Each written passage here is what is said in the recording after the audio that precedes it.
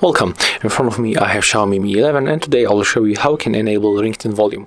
So in most cases when you want to make it, you are pressing the volume up button, but all you have to change it is only the media volume. So you have to go for the settings and then find sound and vibration. As you can see here we got the calls and reminders. So when you tap the volume button right now, you can actually change it. But when we are here outside, we are changing the volume of the media, as you can see.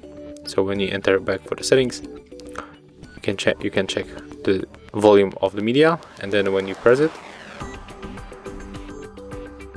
we are making it on the maximum setting, and here it will also change, right?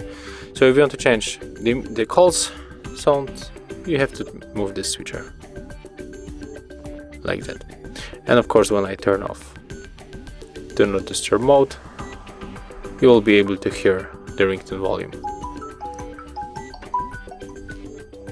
So as you can see, it was very simple, and if you find this video helpful, remember to leave a like, comment and subscribe to our channel.